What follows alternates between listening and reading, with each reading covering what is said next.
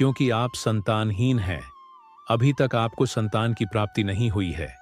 इसी कारण मैंने आपका मुंह देखकर अपना मुंह फेर लिया था और अपने घर के अंदर चली गई थी। उस महिला की ऐसी बात सुनकर राजा आश्चर्य में पड़ जाता है। वह अपने मन में सोचता है कि यह महिला तो बिल्कुल सत्य कह रही है। यदि किसी नगर के राजा को संतान नहीं हो तो यह उसकी प्रजा के लिए बिल्कुल भी शुभ नहीं माना जाता। उसके बाद राजा उस महिला को वापस अपने घर जाने की अनुमति देता है। फिर राजा अपने मन में यह विचार करने लगता है कि अब मुझे भगवान शिव जी के मंदिर में जाकर संतान प्राप्ति के लिए यज्ञ करना चाहिए।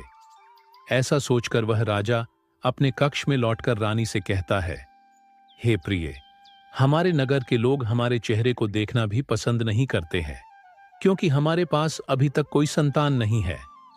इसलिए हमें भगवान शिव जी के मंदिर में जाकर संतान प्राप्ति का यज्ञ करना चाहिए। हम भगवान भोलेनाथ के मंदिर में चलते हैं और भगवान शिव से प्रार्थना करते हैं कि वे हमें पुत्र प्रदान करें। राजा की बात सुनकर रानी भी उसकी बात मान लेती है। फिर राजा और रानी दोनों भगवान शिव जी के मंदिर पहुंचते हैं और भगवान शिव जी की पूजा करके संतान प्राप्ति के लिए यज्ञ का आयोजन करते हैं। भगवान विष्णु जी कथा सुनाते हुए आगे कहते हैं, हे देवी, पुत्र प्राप्ति के लिए राजा और रानी ने यज्ञ का आयोजन किया, लेकिन यज्ञ संपन्न होने के बाद भी उन्हें संतान की प्राप्ति नहीं हुई। यज्ञ के निष्फल होने से राजा अत्यंत निराश हो गया। यज्ञ का आयोजन करने वाले पंडित जी भी सोच में पड़ गए। पंडित जी ने मन ही मन सोचा, अब तक जितने भी यज्ञ मैंने किए हैं उनमें से कोई भी यज्ञ आज तक विफल नहीं हुआ है। इसका अर्थ यह है कि शायद इस राजा के भाग्य में ही खोट है और ऐसा प्रतीत होता है कि ईश्वर ने इस राजा के भाग्य में संतान का योग नहीं लिखा है। इसलिए संतान प्राप्ति का यज्ञ करने के बाद भी उसे संतान की प्राप्ति नहीं हुई। राजा हर संभव प्रयास करके थक चुका था और अब वह गहरे निराशा में डूबा रहता था। वह दिन रात संतान की कमी के बारे में सोचता और चिंता में खोया रहता था।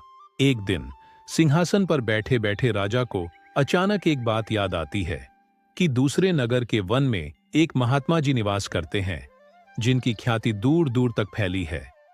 राजा के मन में विचार आता है कि शायद उन महात्मा के पास मेरे इस कष्ट का कोई समाधान हो। अगर मैं उनके पास जाऊं तो संभवतः वे मुझे पुत्र प्राप्ति का कोई उपाय बता सकें। मुझे उनके पास जाना चाहिए।